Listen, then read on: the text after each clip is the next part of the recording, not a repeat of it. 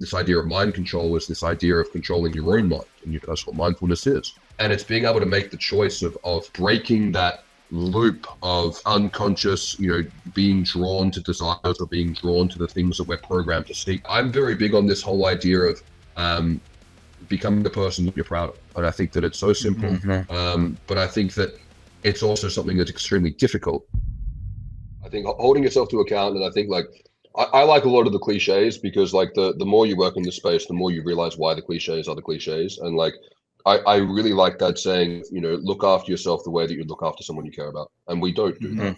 We really don't. I think we have this biological component of men kind of bred into us to be self-sacrificing, because that's how we got here. And I think that we will often sacrifice ourselves in a ways that doesn't have to be sacrificed, and take a sense of pride. I see guys priding themselves on being burnt out from entrepreneurship all the time. And I'm like, you need a bitch slap. That is not a badge of honor. That is an inability to regulate neuroticism. And we all have these, we are so hardwired to seek the path of least resistance. And there's nothing wrong with that, but it's understanding, and this is why I'm so big on learning mindfulness through meditation, is becoming the observer and making the choice to go, okay, is this going to cause a problem for me? Do I need this? Is this going to benefit me in the long term? Am I going to wake up tomorrow proud of that, or am I going to wake up tomorrow ashamed of that? Have I been in this cycle for a long time? And I think that we have that, Jocko Willink calls it, this idea of mind control is this idea of controlling your own mind, and that's what mindfulness is. And it's being able to make the choice of breaking that loop of, I guess, unconscious, being drawn to desires or being drawn to the things that we're programmed to seek, dopamine rewards, and going, okay, we're living in a modern world that has so many traps and so many things that we haven't really evolved to deal with.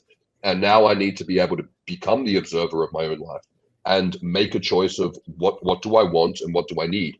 And they are almost always two completely different things. And I think that if you can consistently choose what you need over what you want, you create so much more pride in who you are and the choices that you make. And I think becoming that person becomes this rewarding snowballing effect in and of itself that is more rewarding than the instant reward gratification that we are drawn towards. But I think I think to do that, and then because the whole question from that is okay, well, that all sounds well and good, but how do I actually fucking do that?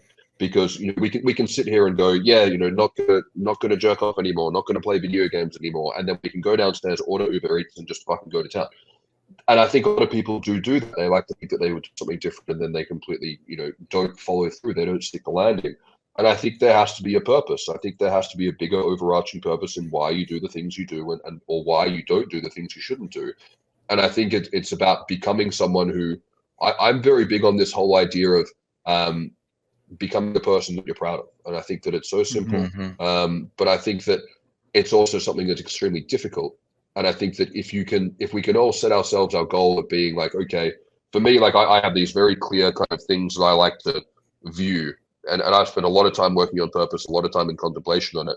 And I think the whole idea of I like to gravitate towards is being someone I'm proud of and leaving the world a better place than I found it, and making the world a better place because I was in it. And I think that if I can do those three things every day, these kind of overarching guiding stars for activity makes it very clear to go, okay, I may slip up now and then, and I may do this, I may, break on, whatever, because I'm a human. But I'm not going to do it 2 days in a row. I am going to do the 80-20 or the 90-10. And I am going to have an overarching meaning for what I do. And I think that if we can be kind and compassionate to ourselves, but also hold ourselves to account and find that balance, which I think is very difficult, that's how we kind of navigate out of this mess of basically being self-aware of the fact that we aren't serving ourselves, which I think creates this quite strong sense of cognitive dissonance, which a lot of people have problems with. If you've just started TRT, it is completely normal to feel overwhelmed and confused. There's a lot of new territory to cover, and there is a lot of conflicting information. I wrote TRT 101 so that you can have everything that you need to know in an instruction manual in one place that you can refer back to, that you can have all the questions answered before they even come up. TRT 101 is my best practice approach for TRT from start to finish, and it contains everything that you need to avoid all the challenges and pitfalls that I've seen come up in my clients over the last 5 years. You can check it out via the link below. Yeah, absolutely. Something I really want to hammer home and touch on with you a lot too is that idea of getting all of those boxes checked, like you said, doing all the things that your grandma would tell you to do before ever starting down the road of TRT. And I think you and I have talked about this before, and something I see often is that if guys start TRT right off the bat before doing all of those other things, it's actually usually more detrimental for their overall well-being than beneficial. I've seen this just on, I think Friday, one of my last patients of the week, he came back and it was somebody who was just started terribly, unhealthy. His lipids were very skewed. His insulin was something like 60. It was extremely high. He had high blood pressure. He just had a host of metabolic issues, cardiovascular issues, and he was, set on starting TRT and kind of promised that it would be the catalyst to get him, where it is. And I tried to have the conversation with him, but unfortunately, a lot of times they go off and I don't see them again for a few months. And then he was coming back and he's, just complaining about all the negative things that testosterone is causing. He's breaking out insanely all over his face, his back. He's got cystic acne. His blood pressure's worse. Almost the only thing that's improved is insulin. And I think probably just by nature of testosterone does have some metabolic improving effects by potentially helping to build more skeletal muscle and being a reservoir for glucose. But other than that, almost everything got worse. So it's something that I try to harp on people. Like, you don't have the body, like we've talked about using the car analogy, you don't have the race car. So don't put the race car fuel in it yet. Build that foundation first, the one that can tolerate it. Maybe you can talk about that more because you definitely work one-on-one with a lot of guys. Have you seen the same thing? Yeah, and this was all stuff that I guess I learned myself. I mean, I'm coming up like 6-7 years on TRT now, and it's not stuff that I, spun out of control and completely crashed, but it was stuff where I didn't get what I was looking for until I worked this shit out.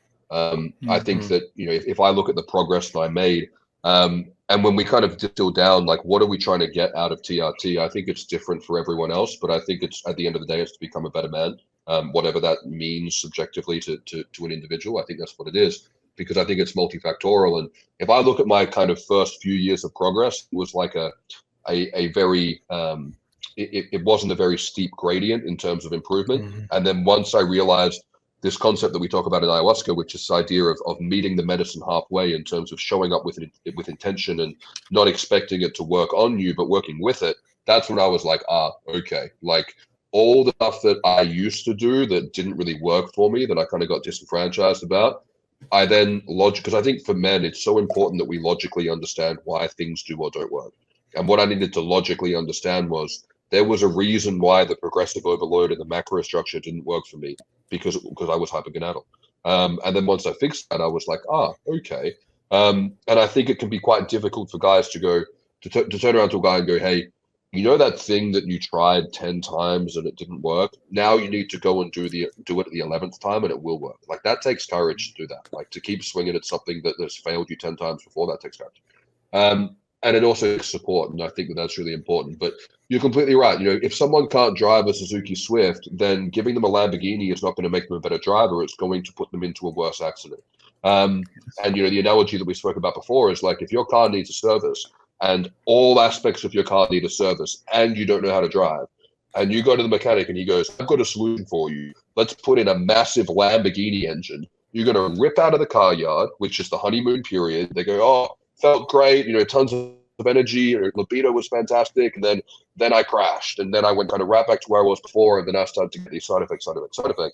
And what I observed just from coaching a lot of guys, coaching guys full time in the space of TRT for years, as well as being a moderator in so many of these groups, making the YouTube videos and reading the comments, is the majority, and not all of them, a lot of the issues that people have on TRT are relating to like genuinely bad protocols, or they have undiagnosed existing medical conditions. They're not getting treated. But for a lot of guys, it wasn't that there was a problem with the car, it was a lack of ability to drive. It was going, hey, all the stuff that was causing you to have suppressed testosterone, that was causing the secondary hypergonadism, your body was then, and this is the most important thing that I really tried to drill home in that Silverback Summit speech. If anyone wants to check it out, you can check it out on my friend Ali's website, is that if your body is actively suppressing your testosterone production because of the feedback that you're giving, so if you're putting the wrong thing into it or you're not looking after it properly, and it's suppressing your testosterone levels, if you then go and put a bunch of testosterone in there, it's not going to metabolize properly. It's not going to be received properly. It's simply not going to work. You can't push your body like that into the direction that you want to go just because that's the direction that you want to go. It's too complex. And it's like it's trying to play God, and it just doesn't work. The body will fight back. And this is what I see cause the majority of side effects, whether it's someone who's obese and they're jacking their testosterone levels up to a fit, healthy young man. It's like, dude, you're not a fit, healthy young man. Like, it's not going to work, and it's not going to turn you into a fit, healthy young man. If you buy a Lamborghini, you're not just going to become a race car driver sitting behind that wheel. It's not going to happen. And that sounds ridiculous, but the other one, to a lot of guys, doesn't. And I understand how guys get to this point, because for guys who are not health conscious, maybe that they work in a completely different profession, they've never learned about nutrition, they've never learned about science. Like, it doesn't make them stupid people. It just means they've got different skill sets that don't translate. I completely understand this logic of going, because I think men are very logical, and I think it's going, okay, I felt shit, so then I increased my testosterone and it made me feel better. Therefore, if I'm now here and I want to be up here, if I went from a 0 out of 10 to a 5 out of 10, that means more testosterone is going to take me from a 5 to a 10. It makes sense, but it doesn't work. And that's one of these very difficult things to work with guys on, is going, hey, what they told you when you started TRT and what you were sold on. I mean, selling a guy testosterone is like selling a thirsty guy in the desert a glass of water. From a marketing standpoint, like, easiest fucking sale in the whole world, especially if you don't have good intentions. You can sell a whole bunch of testosterone without even trying. But the problem is going, hey, the distance between your expectations and reality is quite large, and you're not going to get to where you need to go unless you do all the things that you were trying to get away with. And I think that sometimes guys think and go, okay, well, if my testosterone's covered, then I don't have to eat well, I don't have to sleep well, I can drink more booze and all that kind of stuff, as if testosterone is the only variable in health, which unfortunately, gentlemen, it is not. It creates this, I think, on the contrary, you're actually signing up a deal where you're going, hey, if I'm going to inject myself with the levels of a healthy male, I'm making a commitment that I have to become that healthy male. Otherwise, it's not going to work. And that's something that is just not spoken about. And it's not something that I researched or understood going into this. It was something that you learn from observation and go, oh, this is actually the biggest variable respond to treatment, is how well they look after themselves. And then when you look at it, when you say it like that, you go, that's just common sense, right? Yeah. You have to understand is that testosterone does not by default make you a masculine man. It facilitates you becoming that man, but it will not do that work for you. How does testosterone impact how you feel, and how are those mechanisms occurring in the brain?